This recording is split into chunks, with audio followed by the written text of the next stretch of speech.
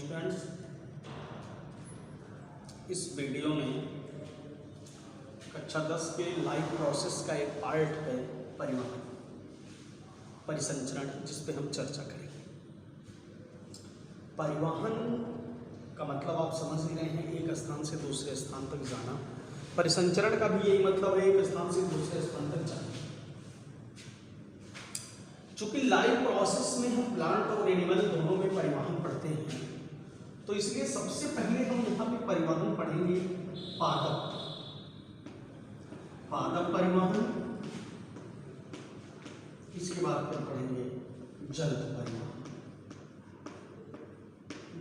परिवहन, plant transport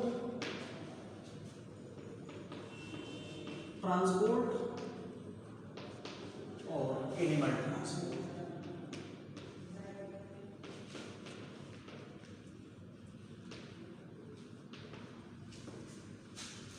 अब transport है क्या, हमने आपको बता दिया कि मटेरियल्स का, पदार्थों का एक स्थान से दूसरे स्थान तक शरीर में, बॉडी में ही सेल टू सेल मूवमेंट यानी गमन, मोशन परिवहन कहलाता है। सबसे पहले पढ़ते हैं पादप परिवहन। पादप परिवहन क्या है, आइए देखते हैं। पादप परिवहन, प्लांट ट्रांसपोर्ट। पादप परिवहन, पादप में परिवहन के लिए दो मेन सिस्टम पाए जाते हैं। पहला होता है जाइलम, जिसे हिंदी में दारू भी कहते हैं। दूसरा होता है फ्लोएम, जिसे पोषवाह कहते हैं।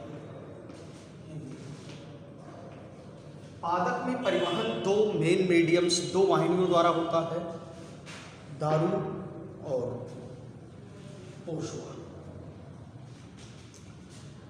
जाइलम जल का परिवहन करता है, जल का और खनिज का। फ्लोएम भोज्य पदार्थों का,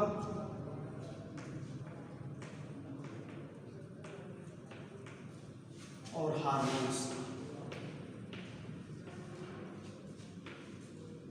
जाइलम जल का और खनिज का परिवहन करता है, जबकि फ्लोएम भोज्य पदार्थों एवं हार्मोन्स का करता है। आइए सबसे पहले जाइलम में परिवहन देखते हैं। जाइलम में परिवहन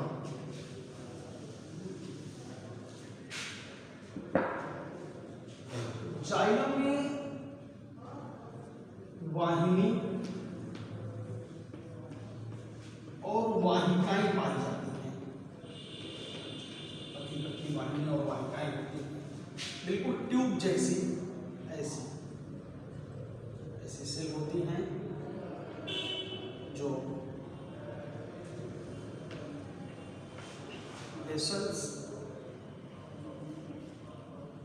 ये भूमि से जल एवं खनिज को अवशोषित करती हैं। अब ये भूमि से जल एवं खनिज को अवशोषित कैसे करती हैं, आइए देखते हैं।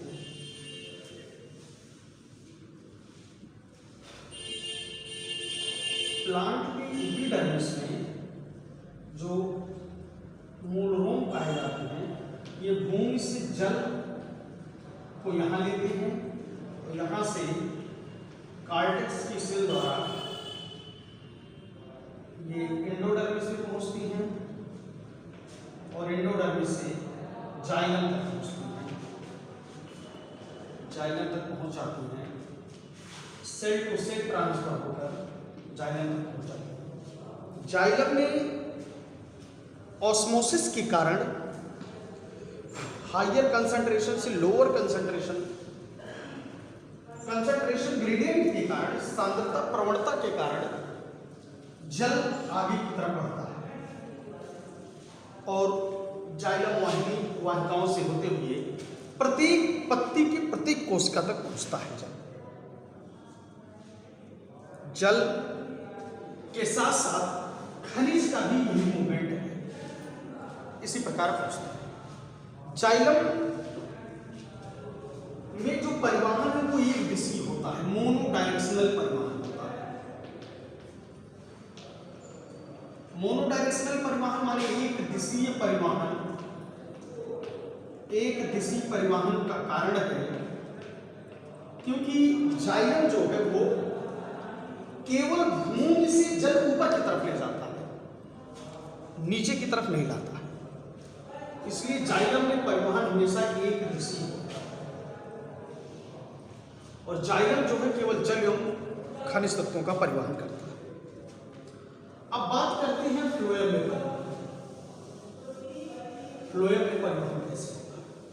जाइलम में जलवाष्प के निकलने से जो सांद्रता प्रवणता बनती है उसके कारण होता है। अब बात करते हैं फ्लोएम में परिवहन की। ट्रांसपोर्ट इन फ्लोएम।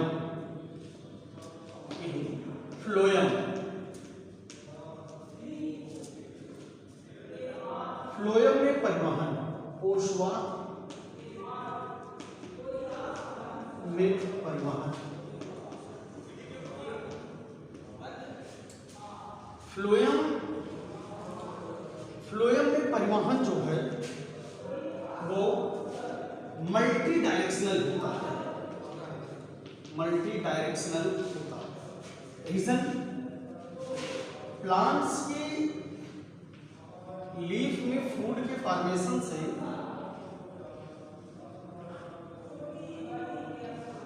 प्लांट के लीफ में फूड फॉर्मेशन से भोजन यहाँ बनता है तो इधर भी आएगा, इस डायरेक्शन में भी जाएगा, नीचे की तरफ जाएगा, यहाँ से भोजन बन के ऊपर की तरफ, सभी दिशाओं में परिवहन होता है। फ्लोएम में जो परिवहन है वो सीव सेल होती हैं और सह कोशिकाएं कंपेनियन सेल, इनके साथ बिल्कुल जुड़ी हुई कोशिकाएं होती हैं। सीव सेल, चालनी कोशिकाएं और कंपेनियन सेल सह कोशिकाएं, दोनों के एक साथ कंसंट्रेशन ग्रेडियंट बढ़ने और घटने के अनुसार होता है। पूरी प्लांट में फ्लोएम का जाल बिछा हुआ होता है, छोटी छोटी वाहिनियां होती हैं पतली। सीव सेल और कंपेनियन सेल की वाहिनियां होती है। इसके अलावा फिर phloem type of phloem woods भी पाए जाते हैं। वो निर्जीव नहीं होती, ये सजीव होती है, जबकि जाइलम की जो वेसल्स हैं वो निर्जीव होती है। जाइलम की वाहिनी निर्जीव होती है, उसमें जीव नहीं होता है, उसमें साइटोप्लाज्म नहीं होता, प्रोटोप्लाज्म नहीं होता, लेकिन फ्लोएम में होता है। फ्लोएम में प्रोटोप्लाज्म पाया जाता है। अब प्रोटोप्लाज्म के प्रोडक्ट के कारण ये कंसंट्रेशन ग्रेडियंट करती है और फ्लोएम से फूड मटेरियल जो है पूरे प्लांट में प्रवाहित होता है ऑस्मोसिस के कारण ही, परासरण के कारण ही दबाव बनता है। इसलिए इसे फ्लोएम को हम कोशवाहिनी, पोषक तत्वों का वाहक कहते हैं। ये तो बात हो गई पादप परिवहन की। अब बात करते हैं जंतु परिवहन। जंतुओं में परिवहन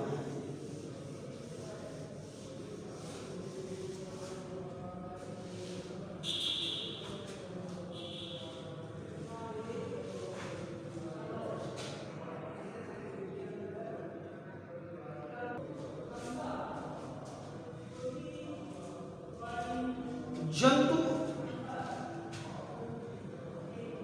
परिसंचरण में जो मेन परिसंचरण है वो है मानव परिसंचरण। मानव परिसंचरण, मानव में जो परिवहन है वो एक सिस्टम, बहुत 2-3 अंग हैं, वो आपस में एक सिस्टमेटिक कॉम्प्लेक्स स्ट्रक्चर द्वारा परिवहन करते हैं। वो कौन से अंग हैं आगे देखते हैं, कौन कौन से अंग हैं जो मानव परिवहन में काम आते हैं। सबसे पहले आता है रुधिर, जिसे हम ब्लड कहते हैं। दूसरा है रुधिर वाहिनी, रुधिर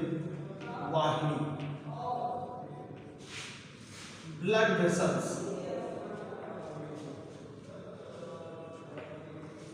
तीसरा है हृदय यानी हार्ट। तीन ये प्रमुख अंग हैं। इसके अलावा लिम्फ यानी लसिका ये भी है।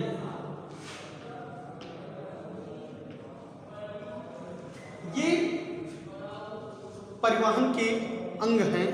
ये आपस में जटिल संरचना बनाते हैं, कॉम्प्लेक्स स्ट्रक्चर के रूप में काम करते हैं। इसलिए इन सभी को मिला के जो तंत्र बनता है उसे हम मानव परिसंचरण तंत्र कहते हैं, ह्यूमन सर्कुलेटरी सिस्टम कहते हैं, मानव परिसंचरण तंत्र। अब सबसे पहले यहां हम चर्चा करेंगे रुधिर। रुधिर क्या है, कितने प्रकार के होते हैं, कैसे बनते हैं, इनका क्या काम है। सबसे पहले देखते हैं रुधिर, ब्लड यानी रुधिर।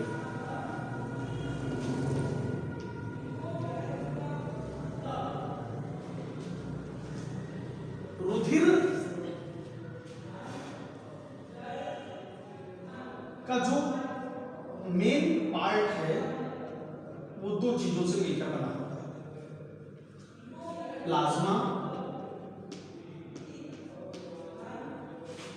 प्लाज्मा जिसे कहते हैं पहला पार्ट, दूसरा रुधिर कणिकाएं, रुधिर कणिका, ब्लड कार्सल्स। ये 70 से 80% भाग प्लाज्मा होता है, 10 से 20% भाग रुधिर कणिका। प्लाज्मा का 90% भाग, प्लाज्मा का रुधिर प्लाज्मा का 90% भाग जल होता है। अगर हम प्लाज्मा की बात करें तो प्लाज्मा में 90% जल होता है और 10% में आयन होते हैं, आयन होंगे प्लस WBC। जबकि रुधिर 3 प्रकार की होती है, RBC, red blood cells, WBC, white blood cells और प्लेटलेट्स। अगले वीडियो में हम रुधिर कणिकाओं के बारे में चर्चा करेंगे और इनका अध्ययन करेंगे। तब तक के लिए